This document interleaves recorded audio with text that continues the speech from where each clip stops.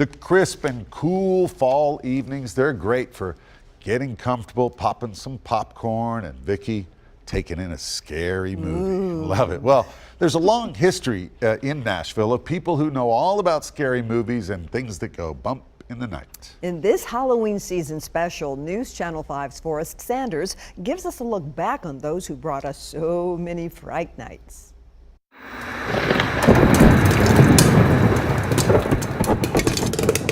Almost time to get started.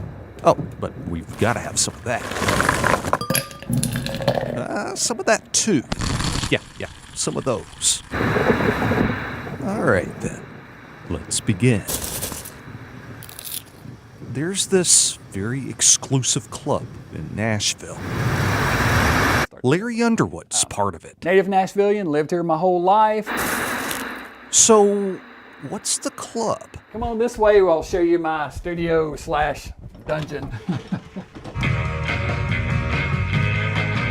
Larry is a horror host. My alter ego is Dr. Gangrene, the physician of fright. You know what a horror host is, right?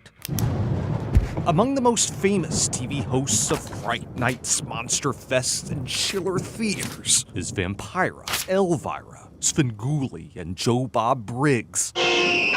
The host introduces the movie and really becomes a friend to the viewers. And in Nashville, Larry's part of a horror host tradition bringing unpleasant dreams since the 50s. The original was Dr. Lucifer, who was played by a guy named Ken Bramming. Transylvanian gentleman, a dapper horror host. The early 70s brought new blood. Sir Cecil Creep was played by Russ McCown. They crossed between the Hunchback of Notre Dame and Oliver Hardy. In the 90s, there was a horror host named Humphrey the Hunchback, who was played by Barry McAllister.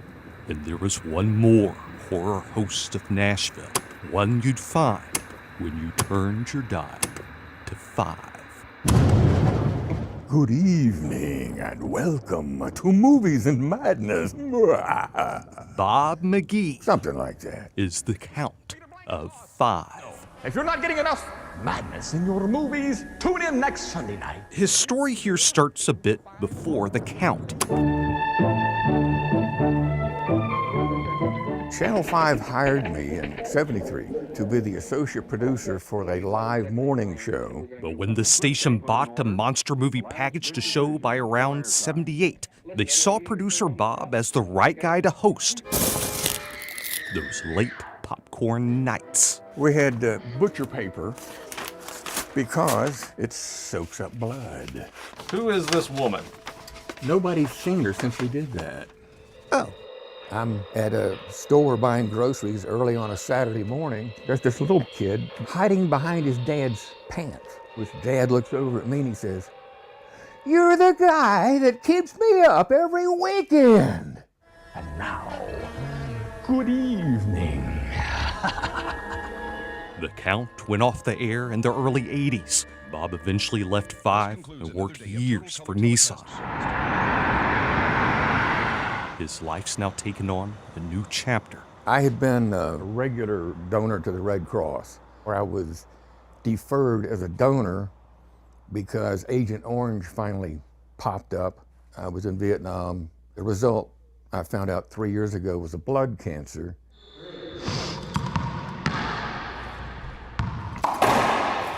Well, I'm taking a cancer pill every morning, but I'm also trying to stay active.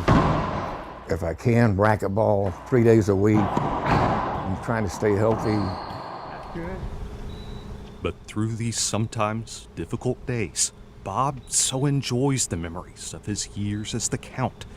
The people he met, knowing he was part of a Nashville tradition so unusual, so fun.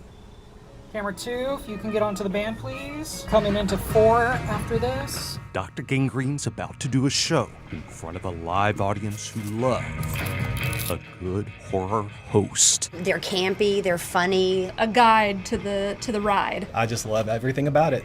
Gangrene continues something set more than 60 years ago, of hosts who rose from their tombs to scare Nashville. 20 seconds. And some who still walk among us. You never know when The Count may be back.